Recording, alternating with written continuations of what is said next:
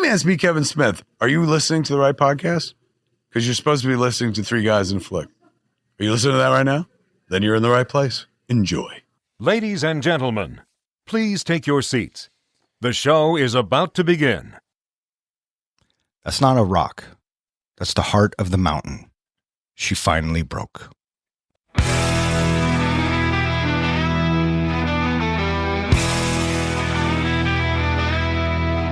Three guys and a flick with Duncan and John. Dive into the movies well after the dawn. From the good to the bad to the wildly absurd. They give a fuck about films. Their voices are heard. Welcome back. You are listening to Three Guys in a Flick. This is where we review the good, the bad, and the absurd. Tonight's episode, The 33. Beware spoilers. Coming to you from deep in a dark cave, about 700 meters below the ground, my name is Don. And to my right, we have the comic book guy, John. Hola. And to my left, we have the professor, Ken. Hello, everybody. And joining us tonight, we have two very special guests, all the way from Denver, Colorado. I'd like to welcome back my cousin, Denise. Hi now. And my cousin, Joni. Hello. Welcome to the show, cousins. I'll take bachelor number 3. You know, guy's sitting right here. He has money. Oh, he's number 3. I love it. I love it. My wife always says I could bring another woman into the relationship only if she cooks and does the laundry. Nice. Hey, that's like the miner. He had a wife and he had a mistress. I wonder which one cooked and which one did the laundry. The one who brought him lunch in the morning, that's the one that cooked, and I thought that was his mother. So, shows you what I know. Technically, isn't every wife? Whoa, bud. Whoa. It depends if you marry a child or not. Very. Shots fired. I like that. That was fantastic. So take that. Tonight we are talking about the 33. The 33 comes to us because my cousins were coming to Seattle and Denise was previously on the Stand and Deliver podcast. And I said, hey, why don't you and Joni come on the pod? And she was like, yes. And so this is the movie they chose. So why the 33, my cousins? Okay, so the reason that we picked this particular movie is because Joni had 3 choices. And she said, okay, 33 or Roma. So I started watching Roma, and I was really getting into it. I was really excited because I've been longing to see Roma. And I have notes on Roma, so we could talk later. But then Joni walked into the house, and there was this one scene that happened to have a mic on a man. And Joni's like, what are you watching? I said, I'm not watching that movie with that shalonger hanging out. That's exactly what she said. So that's how we picked 33. All right. Well, I, for one, thank you both for picking it because I had heard of it. I had never seen it, and I'm so happy that I watched it. So, had you ever seen it, John? I had not seen it, and I had vague memories of the actual incident, which makes me feel bad because I don't know if I just wasn't watching the news at the time or not paying much attention, but the story just fascinates me. Yeah, well, you should fucking feel bad. Yeah. What about you, sir? Never heard a thing about it. And I'm thinking to myself as I'm watching the movie, what the heck? How do I not have some sort of a knowledge that this took place? I knew nothing about any of it. And I have to admit, when we started talking about this is the movie we were going to do, I thought it was about the soccer players that got stuck. 13 Lives, directed by Ron Howard. Yeah, that's what I thought too. Oh, there is a movie. 13 Lives, directed by Ron Howard. Oh, okay. It's an excellent watch. Oh, I've watched it twice. Oh, well, shit. Listeners, 13 Lives into the Broncos helmet. Please and thank you. That would be 13 lives. Well, how many? 13. All right. 13. You guys are killing me. Released on November 13th, 2015, The 33 was directed by Patricia Riggin. Screenplay by Miko Anale, Craig Borton, and Michael Thomas. Based on the book Deep Down Dark by Hector Tobar. And it stars Antonio Banderas, Rodrigo Santoro, Juliette Binoche, James Brolin, Bob Gunton, Gabriel Byrne, Lou Diamond Phillips, Jacob Vargas, and a bunch of other hot Sweaty Miners. How'd this movie do, Don? This movie was made for $26 million and brought in $28 million. And what is that in pesos? A hell of a lot. Yeah, so obviously not a huge box office success, but I don't think it really got marketed all that much. No, because I don't even remember it coming out. I think, well, now that I've watched it, I do remember hearing of it and remembering that Antonio Banderas was in it, and I was like, oh, okay. I mean, I'd watch him act out of a box. I'll say the best part of this movie, like this movie is a great movie, but my favorite part is just the fact that I get to say Antonio Banderas. Yeah, well, who doesn't want to say that? My favorite name. Do we know of any other movies that Patricia Riggin has directed? I looked them up, and it looks like most of them are Hispanic movies. Shocker. So I didn't recognize any, probably because I'm just a horrible person. Well, at least you admit it, and now you're self-aware. I'm super proud of you. Aren't we all proud of him now? Yeah. Good job. Yeah, I hadn't heard of anything else she's directed either, but if this is her first American-made movie or American-released movie, my hat's off. It was very beautiful to watch. Mm-hmm. Yeah, I thought so too. Let's talk about this cast a little bit. Antonio Banderas, what did you guys think of Antonio? He played his typical, energetic, happy in horrible circumstances type character, but I always love him in everything. Yeah, He was good. He brought it. yeah. He must have lost a lot of weight for this movie. He just looked like he was, starved and dehydrated. Wait, they didn't actually put the actors in the mine and leave them there for 62 days? 69. So, no, they didn't? No. Oh, okay. Well, there you go. What do you guys think of Antonio? I thought it was really good, and he always takes charge no matter what. Yeah. He delivers. I think he was very charismatic in this, and we'll get into the whole story arc of him and the leader, this, that, and the other, but I thought he played it very, very well. Rodrigo Santoro, where do you know him from, John? Which one was he? Was he the deputy guy? He was the minister. The minister. He looked so familiar. Where do I know him from? I don't know. Anybody? Do you know where the actor is from? No. He plays Xerxes in 300. Really? Yep, that is him. Wow, he's got a good set of hair for being a bald guy in 300. Yeah. Really? So, yeah. I thought he, what'd you guys think of him as the minister? I liked his story arc a lot. Yeah, me too. He cared. He was really good at displaying emotion without dialogue. Mm-hmm. You could see it in his eyes that he genuinely cared. Yeah. And if it wasn't for him, they would have just left him to die. Yeah, I agree. Although one of the things, they did obviously sensationalize a lot of things in this movie. They added a lot more. Like his character didn't actually exist in real life. They just combined a bunch of politicians into one to create this guy. And, like he was fighting to keep it going and all that. In real life, that never happened. There was never any question on whether they were going to try to get those miners out. They were going to do it. They were going to do it. Yeah. So cinematically, you come in and the producers are probably like, or whoever wrote the script was probably like, yeah, they came in and there was never any question, but what if there was? Mm-hmm. Right? We could build the drama up just a little bit because ultimately we know what the payoff is. Mm-hmm. Yeah. Yeah. Everyone gets rescued. Docudramas, it's not unusual for a docudrama to have a combination of characters in order to streamline the storytelling. Sure. So are you telling me through this whole movie I was pissed off about corporate greed, and you're telling me that didn't really happen? No, that's not what we're saying at all. Oh, okay. Because it seemed like the corporation that owned the mine, they gave up like right away. Like, miners die, and it's. No, I don't think they did. They were a-holes in the movie and outside the movie. Everything that they were accused of, they actually did in real life. They didn't do inspections. They didn't, fix things inside the mine. They had pretty much destroyed that mine which caused all the problems. And in the end, unfortunately, they weren't found at fault, which is ridiculous. Crazy.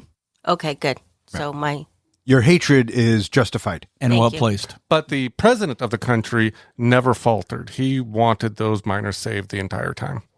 I didn't realize Juliette Binoche was in this. Do you guys know her for anything? She was the empanada lady. Yeah. Yeah. I thought she did a good job. I don't know where we know her from.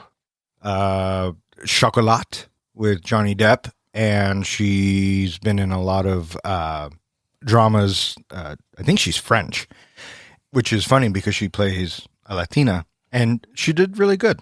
Yeah, I was pleasantly surprised by her performance. Her slapping the guy kind of took me, or I was off guard for that. Yeah, But that didn't really happen. no, That was a drama thing. and I was afraid that somewhere along the line they were going to drop in a subplot of those two actually getting together. I was expecting it. Yeah. I was waiting for that. I thought at the end of the movie they'd get together as well. What do you think, Joni? Yeah, they probably did. They were there a long time. Yeah. My man, Lou Diamond Phillips. It was nice to see him back. And I thought he did it. I mean, it was a very reserved role, but he did it pretty good, especially when he started to lose hope. Oh, I thought he did fantastic. He comes out there and he says, the character says, it's about my man, this, that, and the other, and just his arc and what he goes through. I thought he did a great job. I thought he was weak. He stood up in the office for his men and for the safety, but when it came down to it, he had no faith. He was very distraught, thought they were just going to die. He didn't want to give them that hope. That's where Antonio came in and said, we're going to get out of here, right? And so for me, I didn't care for him. Yeah, and I thought he could have done more when he went to the office and said, hey, the mine is falling apart, this, that. I think at that point he could have done more to prevent that as a manager, because he kept saying, my job is to keep everybody safe. Mm-hmm. But when push came to shove, he just kept doing what he was doing to save his job, I guess. And then, like Joni said, when they were down there and he started to falter and fall apart, and they gave the leadership role to Antonio. And then after that, when Lou broke down and started crying, I'm like, he really does feel bad, because he knows in his heart, none of these people afterwards committed suicide or anything. They just went on, right? Yeah. Because in my thought, I was thinking, well, maybe he might even commit suicide because he feels so bad about that situation and he could have prevented it. Yeah. And so the fact that Lou Diamond made you not like him and made you feel that way, I think he did a great job. So for me, I think his story arc is my favorite one. I look at him, his character being where he's at when he's at the office in the beginning. He's complaining about the standards, but before he leaves the office, he's told that they have a new quota that they have to make. And this new quota, he is slack-jawed by it, which means that he knows management and he knows what they're like for a long time. They cut corners, they're greedy, and he has to make the best, and he just has to eat what's on his plate. Knowing what he knows, going down into the mine every day when he does this, I know he's got to have his fingers crossed, like, please, please, please, please don't let something horrific happen. When the horrific thing happens, he knows far more than what everybody knows. And based on his experience, my guess is that he is somebody that thinks the company has no money for this and they're going to let us rot down here. Sure. My question is, did they make the quota? Oh, for fuck's sakes. They never addressed that. Did you watch the movie? Well, up until that point. This guy. We see Gabriel Byrne make an appearance. What do you guys think of him? Do you know who Gabriel Byrne is? No. He was the guy he was the new The chief engineer. engineer. Oh. The British guy. That the government brought in. He seemed to usually play like a bad guy in movies. He Does it go both ways? well, I think we know him mostly for bad guy roles, but he does play good guy sometimes. I thought he was a good addition. It's kind of a brief part. He's only in maybe half the movie. Mm-hmm. But he played I'm the guy in charge. It kind of all falls on me if it doesn't work. Here's what we're going to do. And in a lot of movies, you'll get that character who won't listen to anyone else and who has to do it his way and, whatever happens. But in this one, I felt like the character listened and took the advice of others, and they all worked together because ultimately the goal was to rescue these miners. When he first came in, my thought initially was this guy can't be trusted.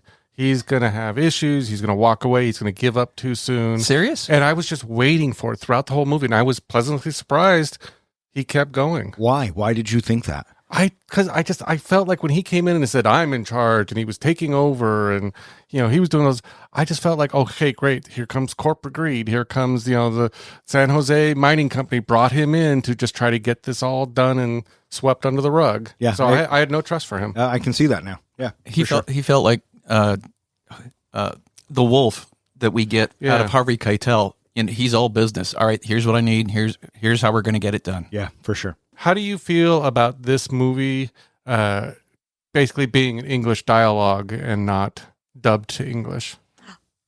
Did you have any issues with the fact that it wasn't a Spanish dialogue? No, they have it in Spanish. When we started watching it, it was all in Spanish, and we had to go back. Well, my question is the Spanish version is the actual dubbed version. They recorded the Spanish over the English dialogue. A lot of people have complained is why didn't they do it in Spanish and then dub in the English? I have an answer. Does anybody want to hear it? Because American audiences wouldn't have watched it. That's right. So, if Patricia Regan is trying to make it out worldwide, you got to appeal to all the audiences. But I'm with you. I think the movie would have been much better if they just actually spoke Spanish, gave us subtitles, or then you could have dubbed it in English on the streaming services. Well, right? Because I was with you guys. I was watching, it was the dub version, and the Spanish, the way they were speaking it, I was looking at their lips, and I'm looking, they're speaking English.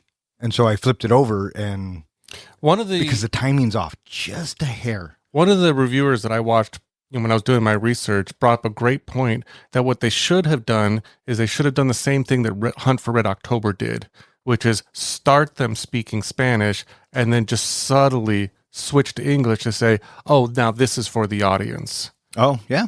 Yeah. And actually, that's what I thought was going to happen when we first started watching it and it was Spanish. I thought that was going to go into English. Yeah. Are we ready for some trivia? Let's get mining, baby. So first question. When somebody is talking, I can't remember who it was, but when somebody's talking to the foreman and the foreman mentions that he's been a miner for 25 years, and in that 25 years, how many collapses has he seen? Ken? 5. 5 collapses. And how many survivors, Ken? None. No survivors. Point goes to Ken. Second question. Up top, when they establish that settlement for the families and everything, what do they name the settlement? Don. Happy Campground. That is incorrect. Camp Hope? Camp Hope goes to Ken. Were you going to say I that? said I had hope, but I didn't know what the camp. Oh. Camp Hope. That is correct. Third question. When they set up the cameras so that the people could talk to their families, how much time was each miner given to talk to their families? Ken? 8 minutes. 8 minutes. That is correct. Ken is running away with this. I think we already know who's won this. So I'm going to make this one worth 5 points. Oh, here we go. Turn Ken's mic off. Oh, fuck. What number is he? So that's how we're going to roll? That's how we're rolling. No, I'm just teasing. Okay. When Lou Diamond's character, Don Lucho, is the last one down in the cave, he looks at the wall and he sees the writing on the wall. I haven't finished my question yet. She's a guest. Be nice. Yeah, watch the way you talk to my cousin there, guy. There are 3 lines written on the thing. What is the final bottom line written on the cave wall? You said your name there. What's the answer? Oh, it's right here. Wait. She wrote it down, Don? Fuck off, John. I thought I did. I know it if you don't. I thought I saw it. It's worth 5 points. We are all alive in the message. That's the note that goes up. I'm talking about what was painted on the wall. We are still all alive. No, I don't know. No. Don? God was with us. God was with us. Don pulls it out. Now put it back away, Don. Whoa, guy. That's inappropriate. What's the prize? Bragging rights. Oh, well, Don does that anyway. Wow, it's almost like she knows me, huh? Don got to pull it out.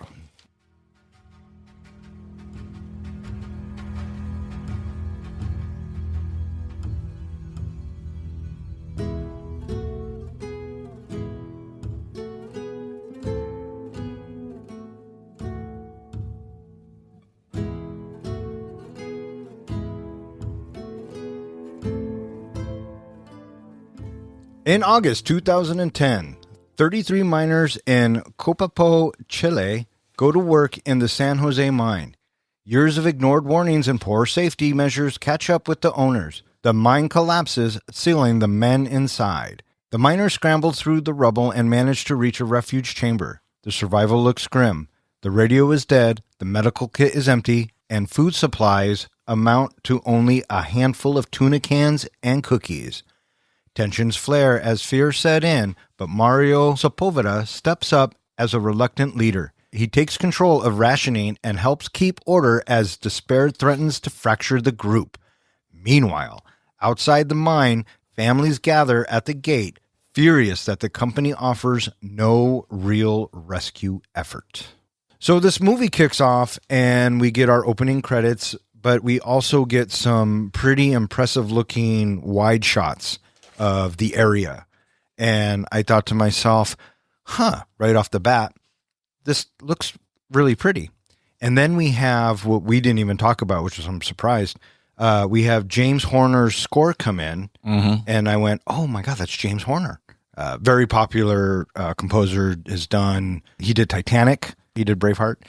He's a great composer, and he passed away not too long ago. This might have actually been his last film. But anyways, I remember thinking to myself, okay, so it looks pretty. It's a great composer, and this could be a really good flick. And that fly-in shot, as we fly in from the distance up high, we fly down to the mine shaft opening. Oh, that was so good. Yeah. I wonder if that was probably CG at some point, but had to be. Yeah, looked really good. And then we cut to a retirement party, and now we're going to start to meet our characters. What do you guys think of this opening mingle to meet our characters? I always appreciate a scene where they just get through it fast. We got a pretty good idea who each person was and their attitudes and their issues. You figure it out pretty quick, and I always, like I said, I like that. Yeah, when it moves briskly. Mm-hmm. But on the other hand, it's also a little. It can also be a little disappointing because the way that we are spoon fed. Okay, this is the young guy, and he's got a little one on the way. This is the guy who a bambino. This is the guy that is going to be going into the mine for the first time, and so it feels a little forced. Is it wrong that on my scorecard I figured the guy that was going to retire in 2 weeks, he was a goner? I thought they were foreshadowing that for sure. I thought the same thing. He's not coming out alive. Yeah, and I immediately, well, not at this part, but yeah, I got to know these characters, and then it sets in, right? Oh, these are the guys who are going to go down there. And not knowing the story, I'm trying to pick out who's going to make it and who's not, right? Yep. And then I really thought that Antonio Banderas, because he's Antonio Banderas and they cast him for a reason, I thought he would make a self-sacrifice or do something. He would be the Bruce Willis of Armageddon. You know what I mean? Help everyone get out, but not make it out himself. I figured the guy with 2 weeks would be the one to make the sacrifice play. Well, no, I figured he was dead just because he only had 2 weeks. Mm-hmm. But I assumed, because I'm a dick and I didn't know about the situation, I assumed we were going to lose a quarter of the 33 in the actual. No, it'd have to be after. But yeah, what do you guys think of this scene? Oh, well, as the scene, I loved the scene because it had all the family, but I'm not a professional like you three and start dissecting from the scene because I'm just watching the movie. The young man that had the baby in real life, he was not the first one to come out of the tunnel. There was also no baby in real life. Yeah, so. Well, that would make sense why he didn't come out first time. So this exposition, though, works for greater dramatic effect. And so having those inconsistencies, it's a little, you're a little crestfallen because of that. I get that. Because, I was really rooting for the guy, and it turned out it didn't go like that. So, yeah, I feel you. But it did give you... I obviously they have to sensationalize some of it to keep the audience engaged, and it did give you something to kind of root for. Of this guy's got to make it for his child. We've got to find out, is it a boy or a girl? And I'm such a dick. I thought he was a goner because that's how fate sometimes works. It kind of just kicks you in the balls and moves on. So I like the scene with Antonio and Lou when they're talking, and Antonio's like, can I get an extra shift? You know, but if you have too many people, I know there's a lot of people, but whatever you can do. And Lou Diamond recognizes, or probably has, a lot of respect and friendship with Antonio, because he's like, no, you got it, whatever you want. And I'm thinking, oh, if you would have only taken the day off. Well, the great thing about that specific scene was it establishes the hierarchy, that Lou is kind of the boss at this point. We don't know if he's a foreman or what. He's the boss, and he's a nice guy. He actually cares about it. He's like, yeah, sure, you're in, no problem, no argument, no whatever. You are in. Yeah. At the very least, he's a decision maker. Sure. Absolutely. And then we cut to the next day, and everyone's getting ready for work.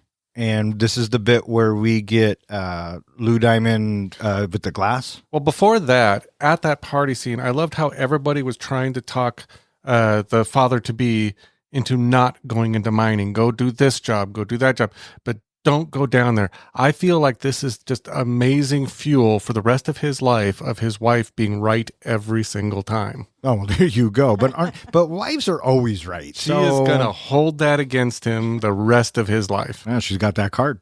Mm-hmm. Yeah, absolutely. Absolutely. We cut to... The next morning. And getting on the truck. Yeah. I was going to the glass. Right. So we see this piece of glass, and Lou Diamond is the mirror, in yes. the mirror, and he's in his boss's office. And the boss is like, why are you showing me this? I don't give a fuck. And Lou's like, the mountain's shifting. I mean, this is proof. It's not safe. We should, not do this. And the boss is like, I don't give a fuck if it's safe or not. You're going down there. Oh, and your quota's gone up. If you have a problem with that, there's the door. You can fuck off. For me, it's obvious that Don cared about his employees, cared about his workers, and really wanted to stand up to the boss. But I kept thinking, he's just like all of them. He knows that if he stands up, not only will he be blackballed from mining, he's going to lose his job, lose his income, and not be able to take care of his family. So he's kind of stuck in the middle. The only thing he can hope for is try to make the best of it and watch the backs of his miners. Exactly.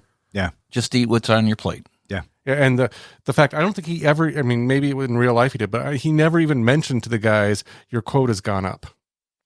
Yeah, no, that was kind of a plot point that was thrown in, and then I'm not sure for what reason, because the story's about them, right? Okay, but Yeah. it's fuel. It's sure. It's fuel for, he's stuck between a rock and a hard place, if you will. Agreed.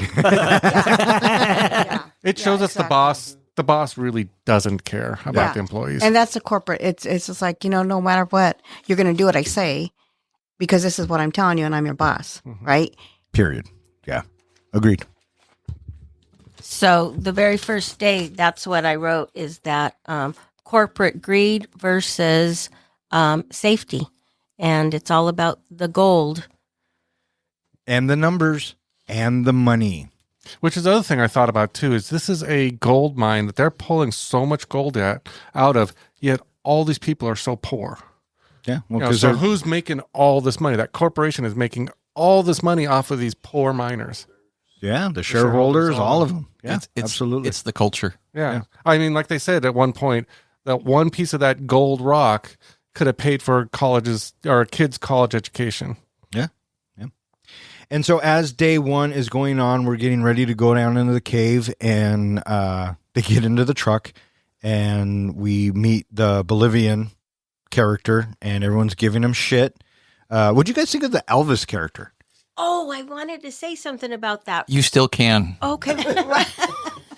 When the party started and Elvis was there, and I'm like, you know what? Elvis transcends everywhere. He is everywhere. Elvis is. Yeah. Yeah. And then after you discuss that, I actually have a trivia question for you all. Fucking fire away, cousin. Okay. Here's the trivia question. So do you all remember how much the gold is an ounce? How much they quoted the gold to be an ounce? 1,500? Is it pure gold or wait? No, it's from the movie, bud. From the movie, they said the gold and copper is worth $1,200 an ounce. See, I was fucking close. I said 1,500. Definitely in the ballpark. Yeah. Can I get partial credit for that?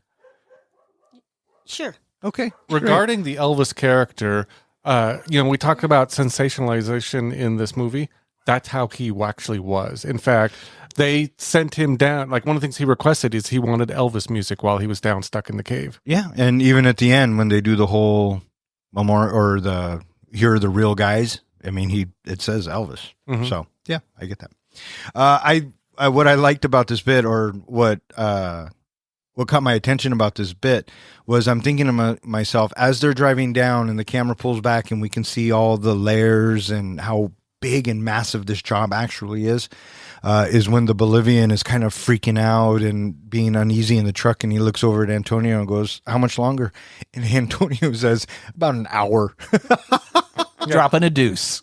They had mentioned at some point, I think it was a little bit later, but that mine had been used and been dug for over 100 years. So Yeah. 100 years deep that it was. Could you imagine having to drive down a cave for an hour? Which means That don't mess with your head at all. which means to get out, you got to drive another hour. Yeah, So and that if- sucks. Well, imagine if the truck breaks down. Or the mine collapses. Yeah, I guess there is that too. Wah, wah. And so we get down to the mine, and everybody's getting ready to work, and they're going to their different positions. And you have Antonio and the Bolivian working together, and then you have all the other guys, and you see the drills and the jackhammers, and then fucking the mine explodes.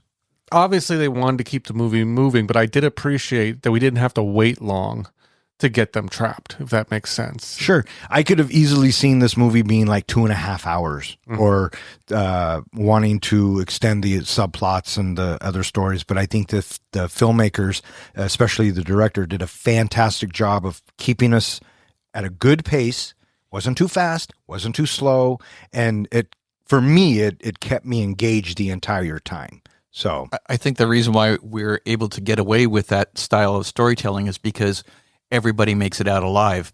If somebody doesn't make it out alive, then we invest ourselves into characters a little bit deeper, a little bit richer, so that way the payoff, at the end when they die, right? Since everybody lives, you don't necessarily have to invest as much. right. Exactly. I agree. And as they're working, Lou Diamond notices a bunch of other mirrors have broke. And he starts thinking, oh, fuck. Right? Yep. And then what did you guys think of the actual mind exploding and just that whole sequence? It was good. I thought it was very well done. It felt like an actual cave-in. Yeah. And the fact that it takes time, it's going on and on. It's like, when is it going to stop? I did like how they really made it a point to tell us that some of the miners thought, let's go up. But the season and the experience, like Lou Diamond Phillips always says, no. We have to get down to that refuge. That's the place we have to go. Yeah, because it's falling down. So they knew. Exactly. No, I'm just saying it's, because again, Lou Diamond Phillips knew that this was going to collapse. Like, he already knew it. The writing was on the wall when he went to the boss's office. He just knew once it started going down, that's where he had to be. Only a matter of Take time. his men. Yeah, take his men. Yeah, so he kind of, I think, had a plan in mind. I was afraid that they were all going to just die right away. Yeah. Because I kept thinking, how in the hell did they really survive when all of that mountain was coming down? Yeah. Would have made it a shorter movie. This guy. I forgot to ask, ladies, you've seen this movie before, yes? Yes, but I did forget a lot of stuff that happened. So it had been a while? Mm-hmm. I had seen the movie. I forgot that I had seen the movie until I was watching it halfway, and then I go, oh, yeah, I saw this movie. But then I also do remember, unlike you, the actual event when it happened, being on the news and watching the news. Yeah. Yeah. And then as everything's collapsing, the final shot of the catastrophe is a wide shot from outside, and then we see the big smoke and everything coming outside, and people are like, what the fuck? I felt like it was like a door slamming. Yeah. Yeah, very much so. When it collapsed, thank God those two got out, because the company itself wanted to seal it off. and not say anything. Exactly. But the two that got into No comment. Yeah, That was an important point. very important that they got out to tell the story and that to get people to rescue them. Because I think if they didn't do that, it would have been a cover up, and they would have died. Because one of the things that they say when they're talking on the phone as they're zooming away is we got to tell the media. Yeah. Yeah. We got to get somebody down here. We got to shed some help. shine some light on this immediately. But what's crazy is that the way the families found out was watching the news story. They weren't even alerted that anything had happened beforehand. Yeah. Yeah, for sure. For sure. And then when we cut back into the cave, everything's black and we hear Antonio breathing, and we start to see the survivors come out. And for me, the first thing that I thought of was Alive. Did you guys ever see Alive about the plane crash and on the Andes? No, I did not. Oh, listeners. Wait. Did you like it? Oh, I fucking loved it. Listeners, Alive, please and thank you. One of my initial thoughts is because the car was wrecked. The Jeep or whatever they were in the truck was turned over. I thought they were going to have some serious injuries to deal with, especially when they got to that medical kit and there was no medicine. I thought that here's a way that some of the people are probably going to end up dying or losing limbs. Or in one of the first shots they show us is the guy who was going to retire and his head's broken open and he's all fucked up. And I'm thinking, oh no, he only had 2 weeks. Yep. Which turned into 69 days. yeah. But there you go. So then we start seeing a little bit of, okay, you get that impression, that confusion of, okay, now what happens now? What do they do now? My first thought was go throughout all the cave. You got to grab all the medical supplies. You got to gather all the food. You got to check out your water supplies. You got to get all the lighting and everything figured out. And that's pretty much, I think, kind of how it went. Yeah, and as this is happening and the families are finding out and now it's on the news, the families show up and guards are like, fuck off. You know, you can't come in, this, that, and the other, blah, blah, blah. And it's starting to look like nobody's lifting a finger to do anything. That's exactly what it looks like. Yeah. And then when it went to the president, one of the staff, which it kind of irked me, was the woman who basically said, it's a private owned mine. It's not our government responsibility. We don't have to do anything. And then the chief of engineering, the gentleman came up and said, we have to, their lives, basically. Right? And so she could have talked the president to do nothing. They weren't responsible financially or anything. Yeah. Well, the crazy thought that I had too was they had no way of telling whether those miners were still alive or dead, how much the actual mine caved in. But they did know, I think, from the company, they had 3 days of food in there, which actually turned out, I think, to be 2 days of food. But they had supposedly 3 days of food. So you're thinking they're going to look for them for 3 days, and then they're done. They're not probably going to keep looking for them. And so as they're down there, they're thinking, what do we do? What do we do? You got to go to the refuge. And so they make it down to the refuge. Now you got to know, are they going to work together, or is someone going to take power? Or like I thought, first thing someone's going to do is they're going after that food, and they're going to basically eat up all that food, which we have Dario, who's the alcoholic. First thing he does is beeline for the food because he's hungry. I have a question. Yes. For y'all. So what did you think of the effect of the total darkness for the scene when all of a sudden it's dark? I think when filmmakers show you a black screen and just give you audio, it's uncomfortable. And for me, and because I've watched so many movies, I'm ready for that pop of light or whatever, or the shock. But I like when filmmakers do that because you have to use this, and listeners, I'm pointing in my head, to kind of visualize what's going on, right? And as a filmmaker myself, I've always said less is more. And I think the black screen accomplishes that. Yeah, I agree with you. I always like the black screen and the heavy breathing. Yeah, he does.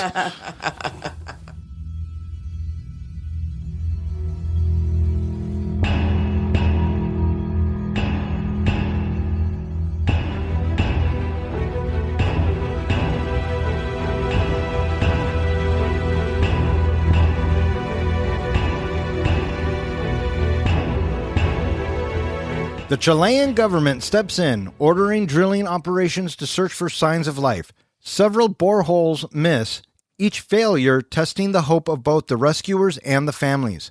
Against all odds, one drill finally breaks through to the refuge chamber. The miners tape a note to the drill bit. We are all well in the refuge, the 33. The message electrifies the surface and instantly becomes a global headline. Supplies, food, clothing, medicine are lowered down. Video communications allow the miners to see their families for the first time in weeks, boosting morale. As plans for extraction take shape, engineers prepare a capsule system that could bring each miner up one by one. The stakes are immense, the world is watching, and any failure would be a televised tragedy. One thing that we haven't really talked about was, as we're learning about each of these characters, their stories are developing. Like you have that one guy from The Office, I can never remember his name. But Nunez. He's got, his wife and her drama with the mistress, which is kind of almost felt like a little bit of comic relief in this movie. Just seeing the two women dealing with each other and hating on each other, and then sometimes they're leaning on each other, and it's just very strange. You've got Dario and his sister, who's obviously estranged from. I thought it was because of his alcoholism and everything, but apparently there was more to that story. You've got the father to be, basically, we knew right away his baby's going to be born while he's trapped in there. You've got Mario just wanting to get back to his family and put into this leadership role that whether or not he wants it or not. But then, given into temptations, things like that. You've got each of these characters with different stories. Was there any specific storyline that you were drawn to of these characters? Well, I thought it was very comical, the gentleman who had the mistress and the wife, because he was very fugly. And I thought to myself, you know what? This guy is kind of a joke. But he had him, and that's what the other guys were teasing him about a lot. The other miners were like, how did you do that? Like, and why would you do it, right? Yeah. Your next door neighbor, basically. Why would you be screwing her when, go outside the area? But, I just thought that was pretty funny. Well, I liked most of the characters, but I felt really bad for the Bavarian. Bolivian. Bavarian. He's not a waffle. She's still hungry. Or drunk, one of the two. Both. But I felt really bad for him, and then finally he did become one of the brothers, and they finally took him in, and I guess everybody tastes like chicken now. Yeah, I guess so. For me, I think I will go with Mario. I liked his story arc because he was the leader that didn't want to be a leader. The reluctant leader. Yeah, and he stepped up, and even when they all turned on him, which we'll get to, he handled that very well. And just his whole story arc of, I got to get home and see my family. I mean, that resonates, and that was, and that's a strong reason to survive for your family. So I really liked his story arc. For me, I think it was the older guy who had 2 weeks to retire, because I was so focused on him a lot of is he the one that's going to, basically make the sacrifice play? Is he going to make it his 2 weeks? And it felt to me almost like he resolved his storyline with one of the best lines in the movie when he basically said, I quit. Yeah. Oh, so good. Yeah, that was a wonderful moment. Absolutely. So they're down there doing their thing. They find the food. They have to divvy it up. They have no idea how long they're going to be down there. And Lou Diamond's like, this is what we need to do. And Antonio says, no, there's ladders. We got to go find the ladders. And he tells the Bolivian to come with him because Antonio's smart. Let's separate him from the group, right? Well, and he's always shown kindness to the Bolivian. Correct. Agreed. And they go look for the ladders, and then they find out that as they're climbing up the ladders that ladder ain't finished. And I remember thinking, what the fuck, right? Totally. Who knows how long they were climbing? They may have said it, and I was half asleep. But as soon as they get there, and Antonio starts putting his hand on the wall, I think to myself, now what the fuck are they gonna do, right? Because early on when they go in, they say, "Is this the only way in?" And they go, "Yep," and it's the only way out. They should have done what they did in Thunderbolts and just go back to back. Fuck off! I thought the same fucking thing. You know what would have been cool had they done this cinematically? Because he has that top rung in his hand that is broken off. Uh-huh. What does he do with that top rung? Wouldn't it have been cool if he just dropped it and then we wait to hear it clang To see how far they were. to see how far they were. That would have been cool. Yeah, it would have added some high drama. But for all we know, they climbed up 2 feet. So, but point is, ladder's cut off. They got to go back to the refuge. They find the food, and now they got to divvy it all up. One of the issues I had with this movie is it seemed to struggle building tension. I never really felt a heightened tension that I kind of need from some of these kind of movies, these trapped movies. And for me, you'd think you'd have tension where they're climbing up the ladders and they get all the way up and the disappointment of not having the ladder complete. But my initial thought was that way is not going to work because we still have like an hour left in the movie, or we still have 40 minutes in the movie. They're not getting out that way. They're not getting to the surface that way. So I knew it was coming. Does that make sense? Yeah, no, you kind of have to expect that for sure. But as far as it building tension, I thought this movie was pretty tense in certain parts, and I thought they did a really good job because tension and pacing are very important to go together. And if you screw one up, it can throw everything off. And I thought it was very well paced. But I understand what you're saying. What do you think of the level of tension in this movie, Ken? I thought that the tension worked well. I thought that I have no idea who's making it out. Obviously, somebody has to make it out because somebody wrote a book about it. Word. Right? And so with that, somebody's getting out, and who knows what that's going to look like and how that's going to play out. And I thought it's very possible that the ladder might have gotten them to the surface, but it collapses or breaks, or, there's a cave in and they can't get back down, but they make it out to say, hey, we're still alive down there. Yeah. So I thought it was a real possibility that he could have. And for me, not knowing the story and never seeing the movie, I mean, it was all kind of tense for me. Did you guys feel the tension in this movie? Well, before he even went to the ladder, Lou Diamond basically was like, this is where we're going to be in the shelter, and then we got to have a plan here. And Antonio's like, no, we're not going to stay here. I mean, he had to make sure that there was no way out. And that's when he went to search and climb the ladder. Like, he already was like, I'm not giving up. I'm not going to just sit here in this hole, in this refuge area, and end my life, right? So he wanted to find that. He had that hope. And that's another thing about him. All through the movie, he kept the hope. Here's something that I had to question. Lou Diamond's character tried to talk Mario out of going to ladders. He knew that this company for sure was doing shitty things. I wonder, did he know those ladders were missing? Yep. Yes. That's what I was commenting about at the beginning. Yeah. That he knew. Yep. And that's why he didn't even bring up the ladders. Mm-hmm.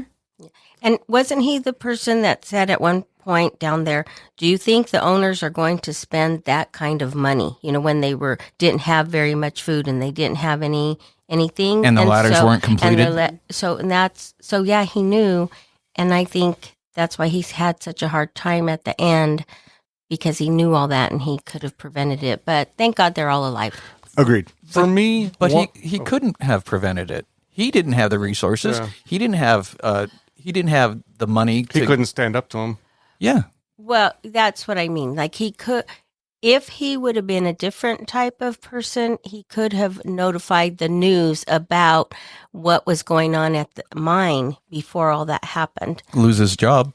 Yeah, he would have lost his job, but Maybe. yeah, I know. Anonymous whistleblower? I don't know. But, maybe government standards. It's bureaucratic red tape that goes nowhere. Well, this is why I think he carries so much guilt throughout the movie. Yeah. Because he could have. And he could have said, my team, we're not going in today. Yeah. When he went into the office and showed him that piece of glass, he could have said, we are not going in today until you fix this. Well, at the very least, he knows it's a ticking time bomb. Mm-hmm. Yeah.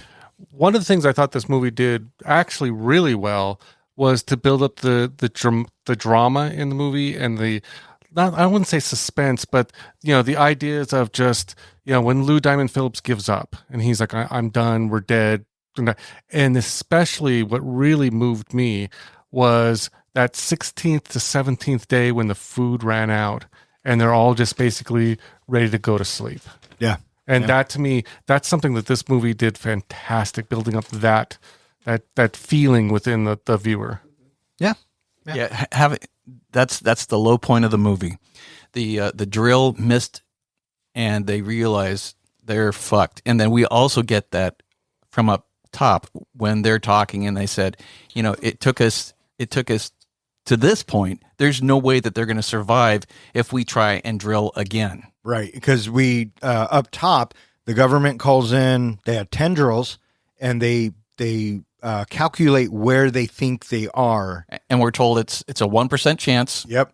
And I like these drill bits, and this one reminded me of Armageddon because they drilled the asteroid.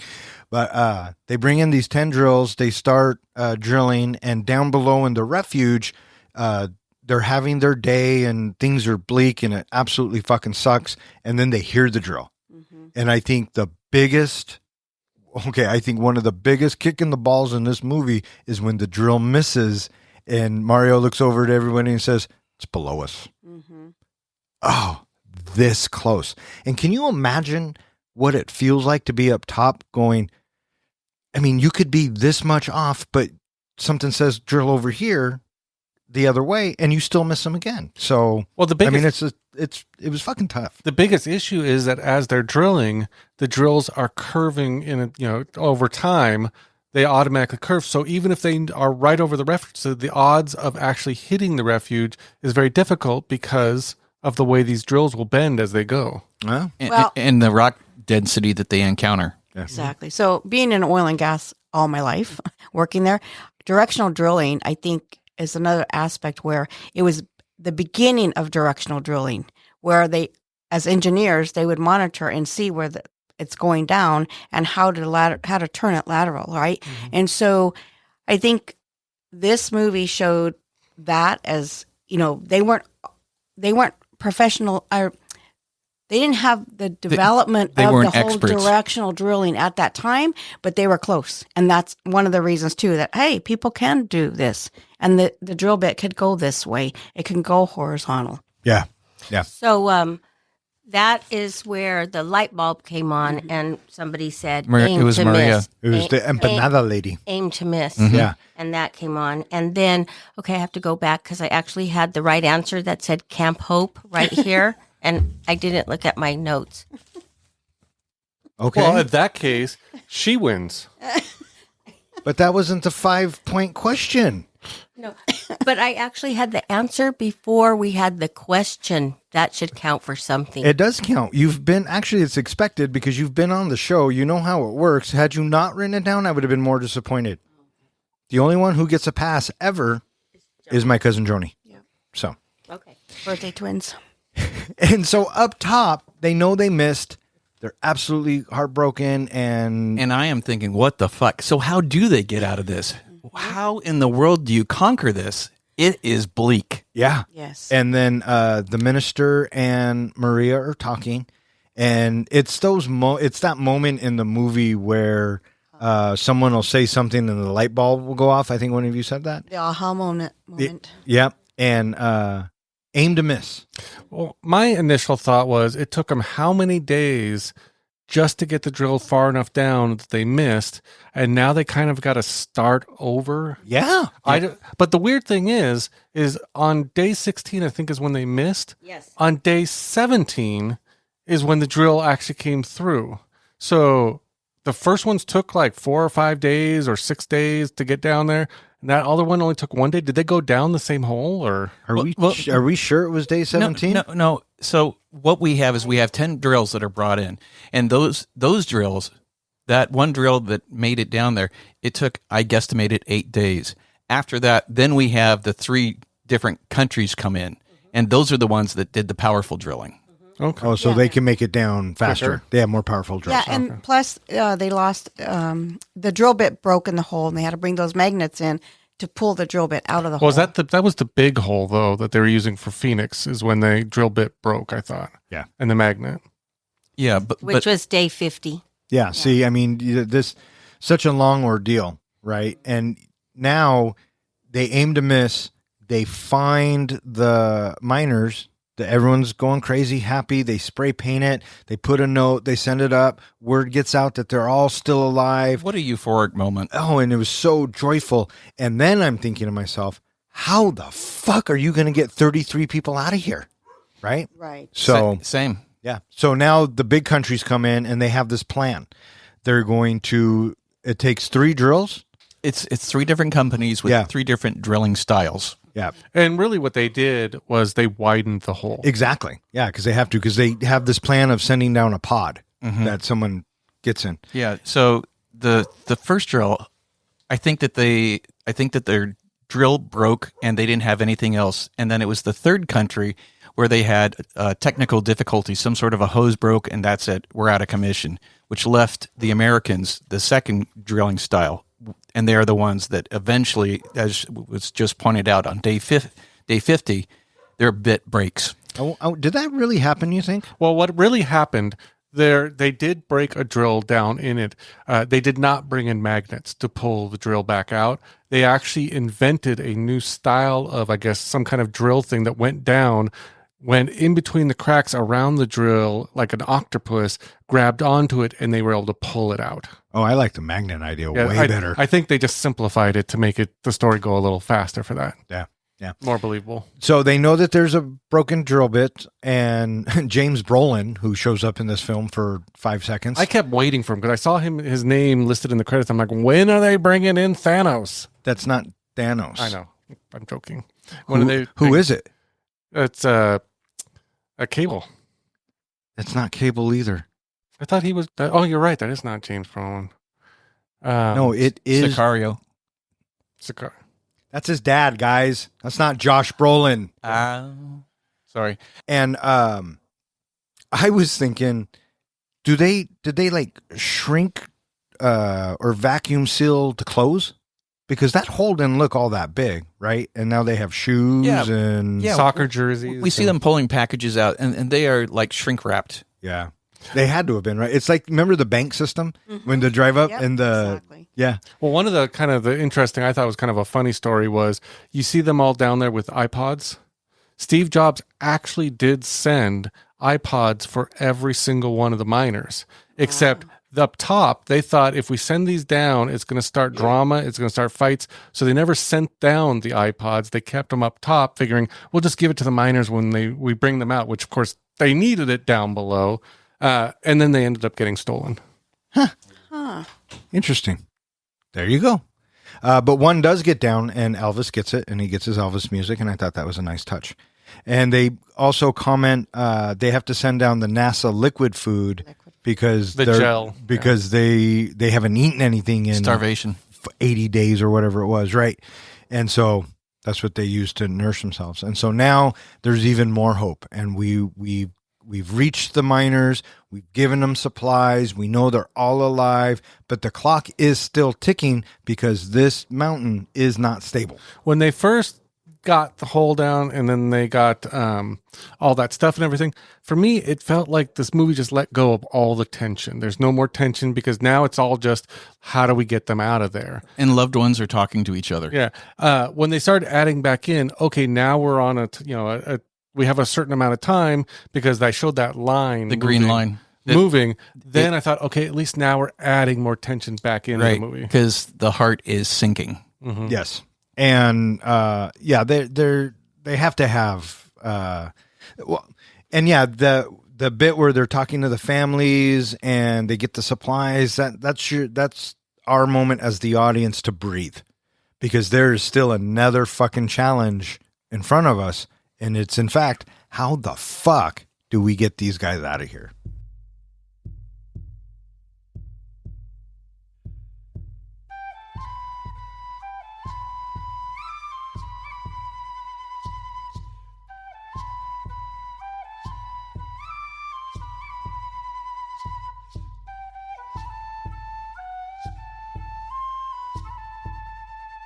Weeks stretch into months as the drilling continues. Tempers fray, and the psychological toll deepens. Above ground, families refuse to leave the camp, keeping pressure on officials and refusing to let hope die. Finally, after more than 2 months underground, the escape shaft is ready. One by one, the miners are lifted to the surface in rescue capsules. Each arrival is met with tears, cheers, and international media frenzy. Against the odds, all 33 miners survived and are freed. Their ordeal becomes more than just a rescue. It's a worldwide symbol of endurance, teamwork, and the will to live. Roll credits. So we are trying to figure out what they're going to do. And they say, you know what? Let's drill a bigger hole so a capsule fits down there, and we'll bring them up. And we got the Americans drilling the hole. And then all of a sudden it's like, uh-oh, drill bit broke. They bring it up. Everyone's happy again. And now the first pod comes down.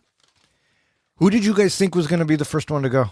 I thought it'd be the old guy, or I really did think Mr. Vega or whatever, the guy who's the father to be. Oh, yeah. I was pondering Mario. So was I kind of, but then I thought Mario would be the last one to leave because then it kind of clicked on me then. But even before that, let's get into a little bit of the drama that starts happening down below in the cave when they all kind of start to lose it a little bit. I mean, we had earlier the fantasy of the food. What'd you think of all the food when they were starving? I thought it was kind of made me hungry. Of course it did. Everything makes you hungry. I think it was put in there to show us that they are thinking about other things, and the hunger is starting to take over, and maybe even the despair. And delusional. Yes, and being delusional. Well, one of the things that they want to build on in kind of sensationalizing this is they keep referencing that these men are eventually going to turn on each other. They've been trapped in 100-degree humid, like sauna, basically down there. They can't be smelling that great. I was thinking about that a lot. Yeah. I did like how they pointed out that little cliff area was where they were doing all their pooping and peeing, and there was 100 years of shit down in that hole. But that's where you dropped the rung. But the whole idea of that they're going to start turning on each other, and then we have the iPod incident where Elvis thinks the Bolivians stole his iPod, and they're ready to kill each other and all that. Apparently, in real life, none of that happened. They always stuck together as a team. They never had drama over Mario getting a book deal or anything like that. They agreed earlier on to share the rights. It was all or nothing in a book deal, in any kind of, because they knew that they were going to be celebrities as soon as they got to the top. But the movie did build a little bit of tension, a little bit of interest in that idea of, are they going to turn on each other? Did you feel at any time they might turn on each other? Yeah. The movie does a good job of building that up, especially with the Bolivian.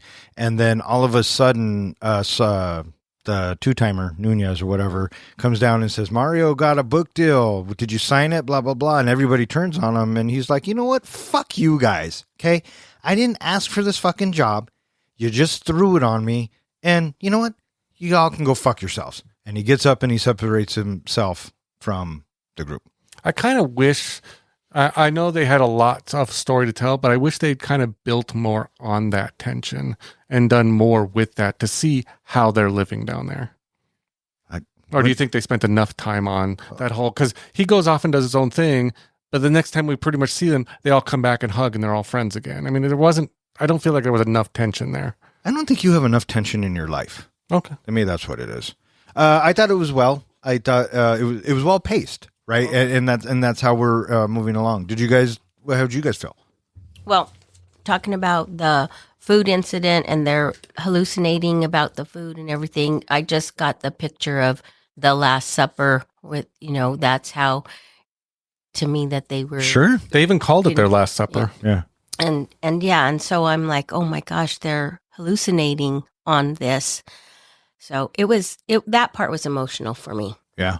And then we get the bit where the Bolivian and Elvis get into a fight, and the Bolivian's going to cut his throat, and Mario, who they all just kicked out, he makes a dramatic reappearance. And this scene actually moved me a little bit because through everything, Mario's like, you're going to kill a man over this fucking iPod, knock it off. Right. And it's at that point, I think that even though it didn't really happen, I think at this point, cinematically, the group, they all come together. That was the needed moment for everyone to come together again. And hey, they found us. They're working on. We're fucking gonna get out of here. Well, one of my thoughts in this point was Elvis is kind of losing it. He thinks the Bolivian stole his iPod. He's wrong. That's the Bolivian's iPod, I'm guessing. Well, the way that Mario solves it is he takes the iPod and throws it against the wall and shatters it. And all I kept thinking was, that was the Bolivian's iPod. That he never did anything wrong, and he just broke his iPod. didn't do anything wrong. He had a fucking knife to the guy's neck. Yeah, but the guy Well, was that's coming not after- wrong? He was coming after his iPod. So that deserves a knife to the neck? Yeah. You Oh, okay. try stealing my iPod. There you go. I'm glad I know where the line is with you, bud. Yeah. But I think if he wouldn't have stepped in, from what I'm hearing you say all the time, is like you think that they would have went after each other. Oh, They yeah. might have, right? So he was always the voice of reason. Mm-hmm. And he was like, basically, this is worth a life. It's not, right? And Right. so he has to bring him back down to, hello, we've survived this long.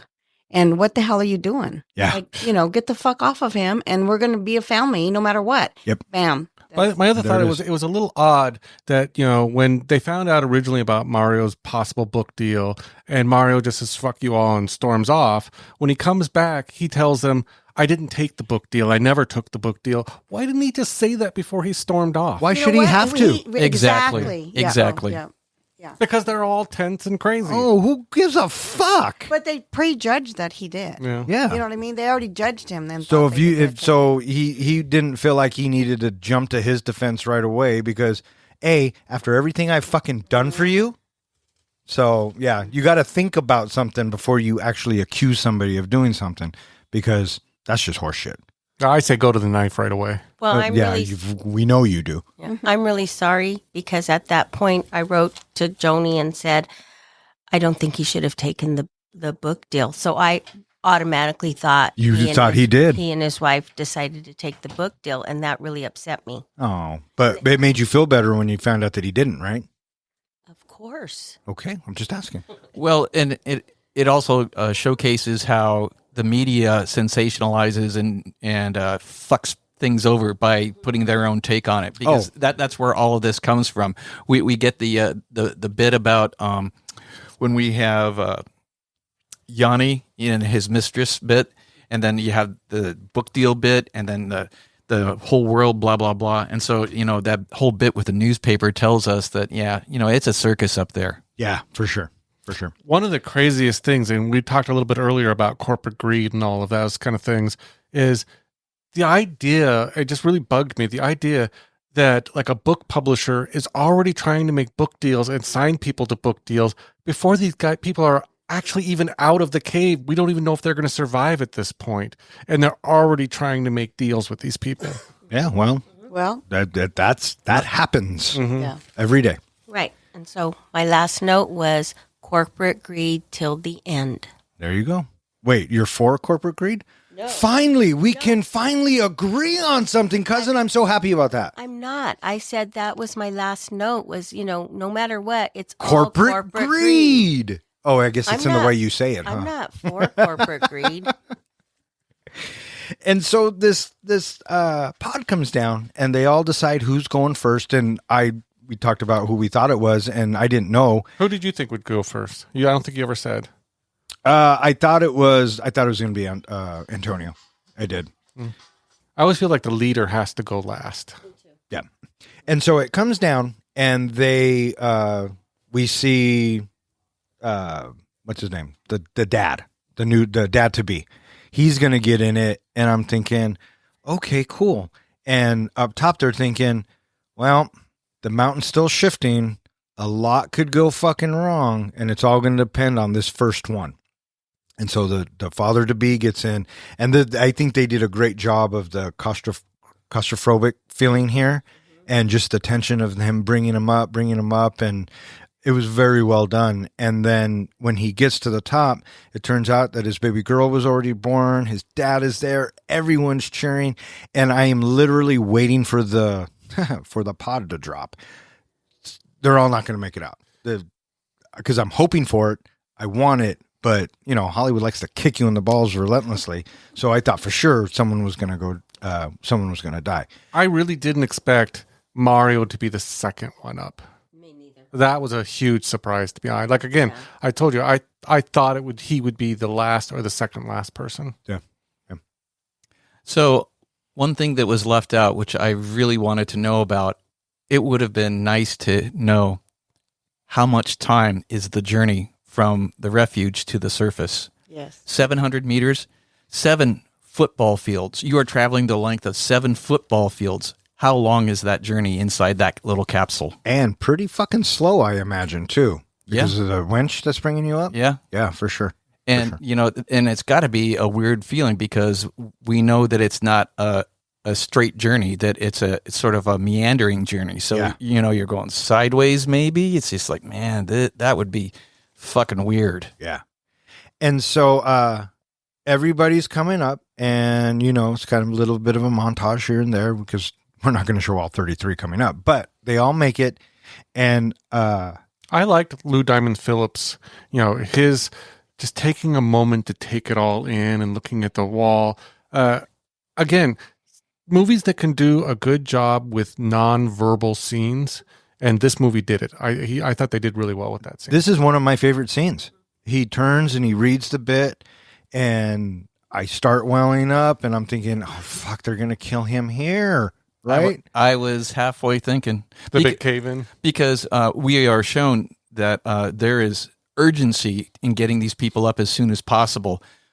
So and in that scene too, I always believed that the leader should go last. And so in that scene for me, Lou got his leadership back no matter what. Oh, agreed. Yeah. Absolutely. Because so he did that. And I would expect the leader to be last. Well, absolutely. That's what I thought about that too, because I thought, why did Mario go second? But I thought Lou's whole job was the safety of his men. And to me, that was that symbolizes he was still doing his job. His job was to get those men out of there safely. That's how I took it as well. Yeah. And so... Well, can we talk about what really happened? No. What really happened was Lou Diamond Phillips' character was not the last one out of the cave. He was the second to last one out of the cave. When they sent the initial Phoenix pod down, they sent it with a safety person. And that person came down. He was the first one who went down and tested the whole thing. Got out, got everybody strapped in, set up the cage, set up oxygen masks on all of them, and sent them up one by one. So it was the rescuer who was the last one out of the tunnel. There were actually 6 rescuers that went down. Yeah.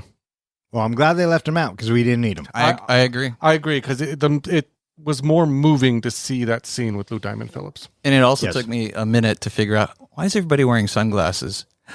Oh, because they were down in a dark place for 2 fucking months. Yeah. Spelunking. Yep. And so everybody makes it out. It's a happy ending. Maria and Dario reconnect, the brother and sister who were estranged.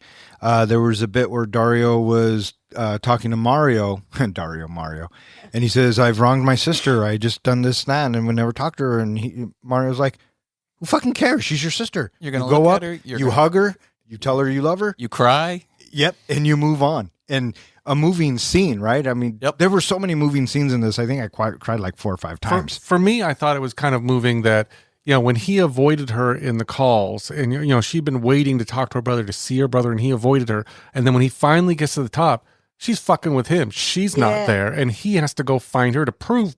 To me, that was him proving he was ready to change. He was actually going and looking for her instead of her always trying to get to him. Yeah, well, a near-death experience will do it. Yeah. So that's what I agree on too, is like she did to him and wanted him to feel that way that he made her feel. When she was sitting there waiting to have that video just to see his face, that he was alive, he didn't get that instant gratification of hugging her when he first got out. He had to search. Yeah, I liked that part. Yeah, me too. Great point. Okay, so you cried like 4 times. What about everybody else? Because I cried a lot and your mom cried a lot. So I'm just curious. I'd say probably 5 times. Yeah.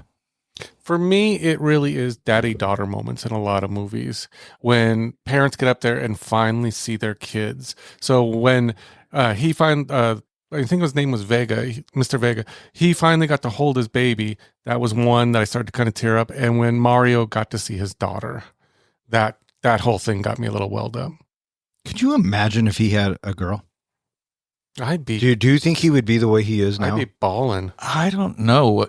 He doesn't have a heart. No, I know. And he's such a sucker for daddy-daughter moments. So, you didn't cry? I didn't cry. Well, oh, okay. Well, there you go. You know why I didn't cry? Why? Because I saw it before. Oh, Did you cry the first you, time? You shit ass. Did you cry the first time you saw it?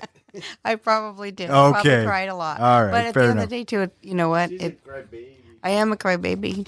All right. But you didn't this time? No. Now, because she knew it was I coming. knew what was happening. Some movies are like that, right? And then some movies you cry every single time. Lethal Weapon 2. Endgame. Oh, Endgame. Come on. The list goes on and on. And so with the credits, Flash Gordon. Rocky. all right, we're moving.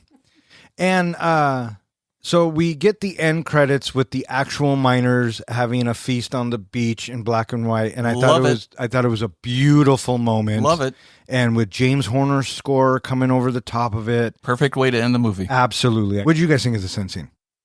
The end scene? Yeah. I thought it was perfect. Excellent. Excellent. What about you? Oh, the no heart. I thought it was great. But I have to bring out a point which I thought she would. When Lou Diamond Phillips came up and they didn't show anybody to greet him, like she cried even more. Like, why isn't there anybody there? Why did they not show him get greeted? That's so funny because I never thought about that. And I now did. that I'm thinking about that, I'm kind of laughing. It is odd. Yeah.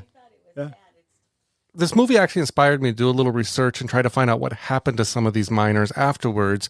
I guess the company was found not at fault for anything and didn't have to pay the miners any extra money. That's bullshit. It is. They did sue the government for not doing proper inspections, and I believe they each got about $48,000. Yeah, but how long after? It probably took them a while, and they had some legal bills and everything. It was like a long fucking time. It was like 10, 15 years. No, this is 15 years. They did all agree together. They all did agree together to go in on a book deal. None of them wanted to go separate on it. So they did make some money from that, but a few of them did end up suing the book company, the book publisher, because they didn't give them the money that they were promised. One of the nice things I did find out that I read was the production, the movie, did actually hire a lot of them as advisors. In fact, they put Mario in charge of all the extras, so they did get paid from the movie besides getting, fees for their likenesses and everything. Sweet. All right. Well, there you go. And that was the 33. All right. What do you guys think? You guys ready to rate this flick? I'm ready to rate this flick. How about you, Denise? Are you ready to rate this flick? I'm ready to rate this flick. How about you, Joni? Are you ready to rate the flick? I'm ready to rate the flick. Are you ready to rate the flick, John? Well, unlike the San Jose Mining Company, I'm actually prepared for this. I think we have a winner. Are you wearing a hard hat? Winner. Hey, Professor, how do we do our ratings? We do our rating on a scale of 1 to 5 fucks. 5 fucks is a movie that we think is cinematic gold. A 1 fuck movie is where you get done watching it and you're thinking, never watching that again. And what's a 0? A 0 fuck movie is where you get done watching it, you turn to your buddy and you're like, oh, for shit's sake, what the hell? Why would you make me watch that? I want 2 hours and 7 minutes of my life back. Or in other words, we just don't give a fuck. Here at the Three Guys, we allow our guests to pick. Either they can go first or they can go last. It's up to you, ladies. Would you like to go first or would you like to hear our reviews first? I'd like to hear your reviews first. Okay. All right. I'll go ahead and go first. They're my cousins. They picked the movie, whatever, right? Orderly. Orderly. It sounds like you're saying orderly. I always feel like I'm saying oral or jobber. Well, that makes sense. I mean, coming from you. Orderly. I was very, very pleasantly surprised by the 33. I am so happy that you guys suggested to watch this. I don't know if I would have ever sat down to watch it, and I'm so glad that I did. The movie was beautifully shot for a movie that takes place interior mine, the whole movie. I thought it looked fantastic. The outside shots were sweeping. The special effects I bought. The characters all moved me, even though we didn't get a lot of time with them. I felt what they were trying to do with it. I got what I needed from the characters just by, like John was saying, some of the facial expressions, things like that. James Horner does a great job with the score. I would easily recommend this to anyone who likes movies. I would definitely watch this again. And so I'm giving the 33 4 solid fucks. You or you there, guys? I can go next. All right, fire away. But before I do, Dawn, Would you like to guess my rating? You are going to give the 33, just like me, 4 solid fucks. Final answer? Final answer. The 33 does a great job delivering an inspirational, if not a bit over-sensationalized take on the miner's true story. The film pulls you in, sometimes making you feel stuck underground, other times making you share the desperation of the families above. I wasn't a fan of the sudden turn on Mario. For me, unity would have been a better theme to stick with. Still, the setting is spot on, and Antonio Banderas, Diamond Phillips, and Juliette Binoche really shine. Ending with the miners in the credits was really a classy touch. Overall, it's an emotional ride that I think is worth watching. 4 out of 5 fucks. Yeah, nailed it. The 33 movie is a compelling story. While I was watching it and seeing how bleak the story arc is, I was tempted several times. I should jump on Wikipedia and see what's going on for real. So that way, I can brace myself for it. But I resisted, and I want to just go with the story. Let me see the story the way it's being told to me. And I didn't mind, and I assumed that there was going to be some creative liberties taken for a greater dramatic effect, and I was fine with that. I think that the story arc of Mario, Goldburn, and Maria, and Lucho, I really enjoyed those characters, and I am depicting them to be in the best interest of the story. That's probably who they really were at heart. Maybe not exactly true or to the point, but they represent the best of the characters, and it made for a good story for me. And I was very engaged with the story, it being the drill missed and they're fucked. How do you resolve this? What is going to happen? There is just, oh my God, they're at the brink of starvation and we know that they are down there for months. So I was hooked. I was definitely hooked. Having James Horner there, for the emotional impact, to let it resonate and feel that much more was very rewarding. And, I think that this is a good movie where Diamond Phillips really shines. Antonio Banderas, he shines in this as well. So I think that this movie is a good watch. And if I had not had this thrust upon me through the podcast, I would have completely missed this story because I knew nothing of it. And it's like, okay, it would be just one of those other choices I know nothing about. So, God bless you ladies for giving me the opportunity to have this movie to see, to have the experience, to have myself feel what the characters feel, especially the people up on the surface, to have this be such a rich and rewarding ending. I think that it's definitely a 4-fuck movie. 4 fucks from the professor. All right, ladies. Well, any true story I love to watch because, I don't watch the news. So anything that happens in real life and just knowing, even though it's a movie and they add a lot of things that probably never happened, the whole thing about it was great, that they all survived and that they never lost hope. And for me, every time I see something like that, it brings me to my faith as well, because some of this movie is you have to have faith and you have to have trust. And so that to me is always the center stone. And I loved it. I loved the movie. Thank you for allowing me to be on the podcast. I never thought I wanted to be on the podcast, but this one over here says, it's on your bucket list. I don't have a bucket list, but I'm glad I'm here. 4 fucking fucks. 4 fucking fucks from cousin Joni. I love it. Thank you, cousin. And, Joni really did pick the movie. She had another movie in mind called Roma, so I watched that first, and I liked that movie. This movie, again, I'm with Joni too. I like true stories and biographies, all that. So, and what also resonates with me is our paternal grandfather was a miner, but he was a coal miner. And so when they made that comment in the movie about it took 100 years to dig this deep and do all that, I kept thinking, in the olden, 100 years, and how did they start? With picks and shovels and all of that, and then they graduate to these big drills and all of that. But so 100 years that mountain took to fall apart.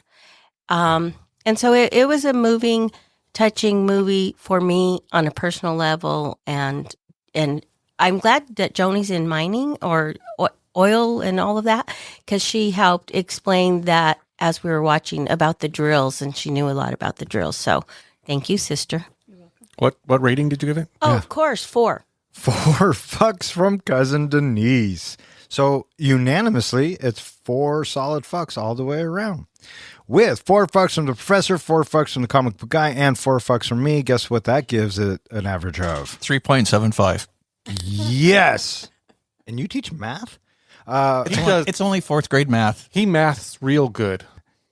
Gives it an average of 4 fucks, which now puts it in the 13th spot, tied with Clerks 2, Zombieland, Dodgeball, The Thing, Edge of Tomorrow, The Batman, Tombstone, V for Vendetta, and Jojo Rabbit. It is slightly better than From Dusk Till Dawn, The Descent, Moonrise Kingdom, The Suicide Squad, Happy Gilmore, The Night Before Christmas, Arrival, Super 8, Step Brothers, and Rambo First Blood Part 2. And it is slightly worse than The Sandlot, Meet the Parents, Spider-Man No Way Home, Violent Night, The Fifth Element, Big Fish, Jumanji, Welcome to the Jungle, and Clerks 3. All right, that is going to wrap it up for this episode of 3 Guys in a Flick. If you would like to know which movie we're going to be reviewing next, please check out the website. Speaking of which, hey, John, where can they find us? They can find us at 3guysinaflick.com, where we go ahead and post all of our show notes. You can find all of our podcasts there. You can also find a web form there that you can submit a movie you would like to go in the helmet and have us review down the road.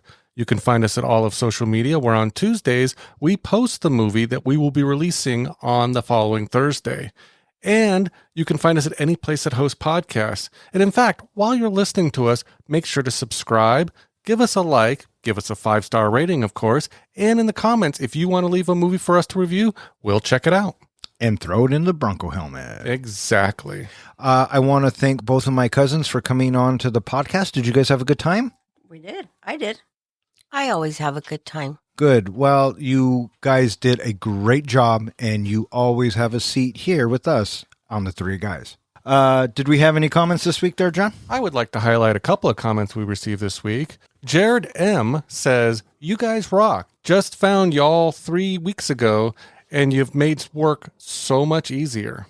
And then we have one from Ginny H., who says, "Just found you. Love the detail and chemistry.